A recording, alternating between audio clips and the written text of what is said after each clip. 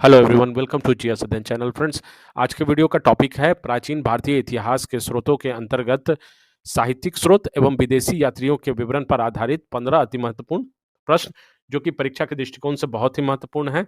तो सीखने के लिए वीडियो के अंत तक बने रहेंगे। आइए पहला प्रश्न देखते हैं। पहला प्रश्न है कि धार्मिक ग्रंथ के अंतर्गत निम्नलिखित में क्या सम्मिलित है? वेद, पुराण, उपनिषद, उपरोक्त सभी। सही जवाब है उपरोक्त सभी सम्मिलित है धार्मिक ग्रंथ के अंतर्गत।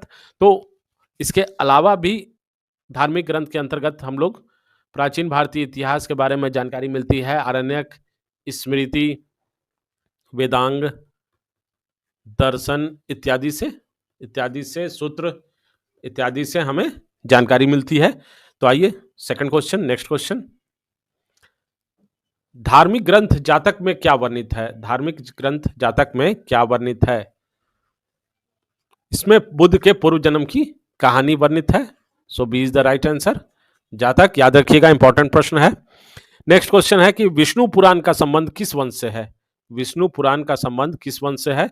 सही आंसर है विष्णु पुराण का संबंध बी, मौर्य वंश से है। किस वंश से? मौर्य वंश से है। सातवाहन वंश, जब हम लोग पुराण पढ़ेंगे तो उसमें मैं आपको बताऊंगा कि सातवाहन वंश का संबंध मत्स्य पुराण से है। मत्स्य पुराण जो सबसे पुराना प्राचीन पुराणों में से एक है, मत्स्य पुराण। और गुप्त वंश का संबंध वायु पुराण से है, वायु पुराण। तो सही जवाब है B is the right answer. Next question, अगला प्रश्न देखते हैं दोस्तों। अर्थशास्त्र किसकी रचना है? ये बहुत कॉमन क्वेश्चन है और काफी बार परीक्षा में पूछा भी गया है कि अर्थशास्त्र किसकी रचना है। ये डी, चाणक्य की रचना है, जिन्हें कौटिल्य अथवा विष्णुगुप्त भी कहा जाता है। और अर्थशास्त्र एक प्रकार का विधि ग्रंथ है, मौर्यकालीन विधि ग्रंथ है। तो इससे मौर्यकालीन इतिहास का जानकारी हमें, विधि ग्रंथ मौर्यकालीन इतिहास के बारे में जानकारी हमें अर्थशास्त्र से मिलती है। तो ये आप लोग देख रहे हैं कि ये साहित्य के माध्यम से जो प्राचीन भारतीय इतिहास के बारे में जानकारी हमें मिलती है। नेक्स्ट क्वेश्चन देखते हैं कि निम्नलिखित में कौन कालिदास की प्रमुख रचनाएं हैं? देखिए, मैंने अपने डिस्क्रिप्टिव वीडियो में बताया है कि कालिदास की जो 7 प्रमुख रचनाएं हैं, इसी से प्रश्न हमेशा पूछे जाते हैं। तो ऋतु संहार, मेघदूत, कुमार संभवम और उपरोक्त सभी। तो डी, कालिदास की ये सभी प्रमुख रचनाएं हैं। इसके अलावा भी जो रचनाएं हैं, जैसे अभिज्ञान शकुंतलम, याद रखिएगा, अभिज्ञान शकुंतलम तलम। इसके अलावा जो है वो विक्रम वर्षीय अथवा मालविकाग्निमित्र, इसके बारे में मैंने डिस्क्रिप्टिव वीडियो अपलोड कर दिया है, आप देख सकते हैं। मालविकाग्निमित्र, ये सभी कालिदास की प्रमुख रचनाएं हैं, याद रखिए सभी।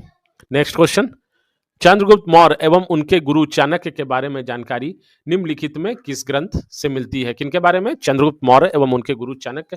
अष्टाध्यायी, वर्तिका, मुद्रा राक्षस या राजतरंगिणी। तो सही आंसर है मुद्रा राक्षस से हमें चंद्रगुप्त मौर्य एवं उनके गुरु चाणक्य के बारे में जानकारी मिलती है। तो सही आंसर है सी इज द राइट आंसर। और मुद्रा राक्षस के लेखक कौन है? तो रचनाकार हैं विशाख दत्त इसके रचनाकार हैं, याद रखिएगा। ये सभी बहुत ही इंपॉर्टेंट प्रश्न है, परीक्षा में पूछे गए प्रश्न है, याद रखिए। अष्टाध्यायी किसकी रचना है? अष्टाध्यायी किसकी रचना है? बहुत इंपॉर्टेंट प्रश्न है। ए, पन्नी की रचना है अष्टाध्यायी। इसमें मौर्य के पूर्व का इतिहास है और यह एक व्याकरण ग्रंथ है, ये भी याद रखिएगा, व्याकरण ग्रंथ है। तो अष्टाध्यायी, पन्नी की रचना। अगला प्रश्न है कि कश्मीर का इतिहास का वर्णन किसका? कश्मीर के इतिहास का वर्णन निम्नलिखित में से किस ग्रंथ में है? अष्टाध्यायी, वर्तिका, मुद्रा राक्षस या राजतरंगिणी। सही आंसर है डी, राजतरंगिणी में। और किसके द्वारा रचित है? कलहन द्वारा। कलहन के बारे में मैं आपको एक और चीज बता दूं, बहुत इंपॉर्टेंट है, कि सर्वप्रथम ऐतिहासिक घटनाओं को क्रमबद्ध लिखने का श्रेय किसे जाता है? घटनाओं का कलहन द्वारा ही लिखा गया था, तो प्रयास इन्हीं के द्वारा किया गया था। सो राजतरंगिणी में आपको कश्मीर का वर्णन मिलता है। जैन साहित्य को क्या कहते हैं? जैन साहित्य को, जैसा कि मैंने बताया कि प्राचीन भारतीय इतिहास के स्रोतों में जो साहित्यिक साक्ष्य है उस पर आधारित प्रश्न मैं आपको कर रहा हूं, तो इसे आगम कहते हैं। डिटेल में आगे जब जैन साहित्य जैन धर्म, बौद्ध धर्म इत्यादि वैदिक साहित्य मैं आपको पढ़ाऊंगा, तो उसमें उस पर आधारित प्रश्नों को जब मैं करूंगा तो उस पर डिटेल से मैं बात करूंगा। तो आगम कहते हैं। नेक्स्ट क्वेश्चन, अगला प्रश्न, बाणभट्ट द्वारा रचित पुस्तक का नाम क्या है? बाणभट्ट द्वारा रचित पुस्तक का नाम हर्षचरित है। हर्षचरित, चरित, जहां भी आप हर्ष चरित्र में आपको एक छोटा सा चरित आप देखेंगे तो इसका अर्थ होता है बायोग्राफी, अर्थात हर्ष के जीवन पे बायोग्राफी, हर्ष के जीवन पर लिखित पुस्तक है हर्षचरित। तो जब भी चरित होगा तो आप समझेंगे कि बायोग्राफी है हर्ष का पर। और ये बहुत ही इंपॉर्टेंट है।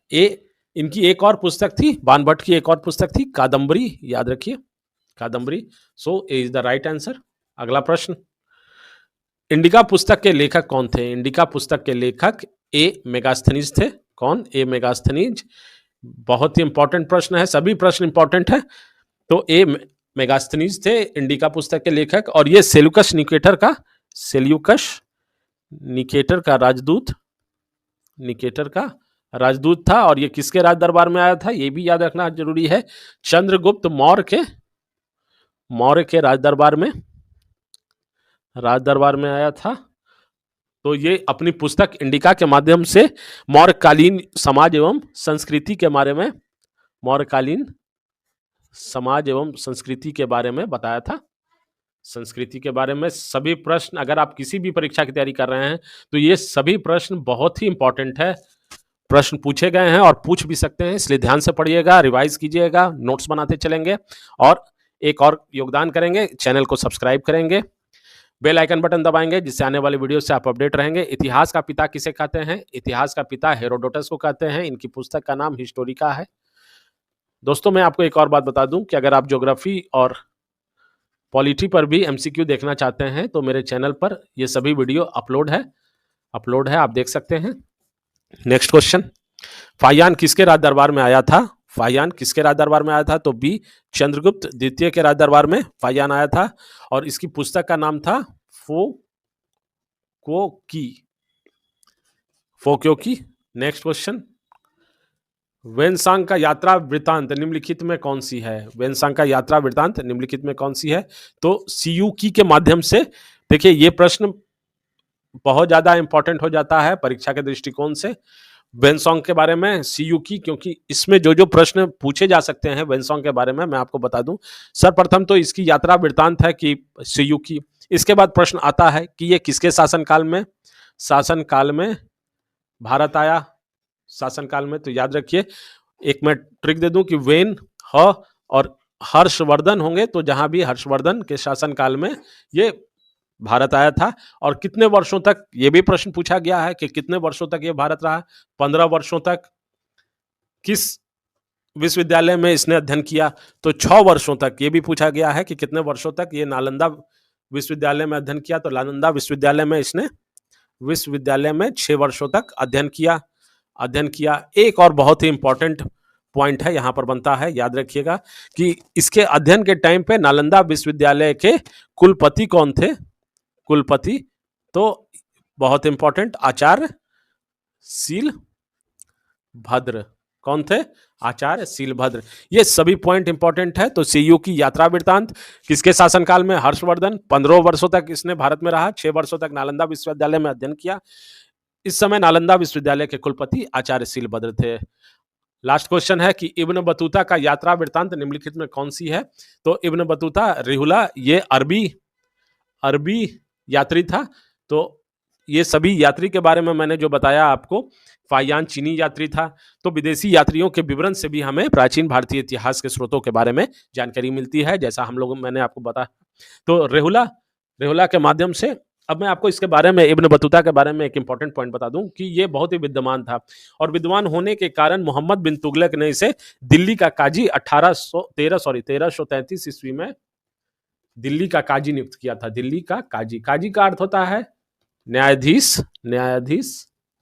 नियुक्त किया था। किसके द्वारा? मोहम्मद बिन तुगलक।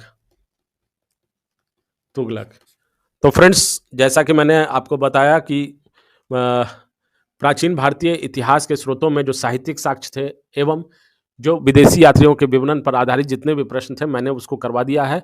अब हम लोग अगले वीडियो में बात करेंगे अब शुरुआती से चलेंगे इतिहास का काल, जिसमें प्रागैतिहासिक काल वगैरह के बारे में बताऊंगा, पाषाण काल, ये सब के बारे में बात करेंगे। तो अगर आपको वीडियो पसंद पड़ा हो और इससे आप सीखे हों तो एक छोटा सा योगदान जरूर करेंगे।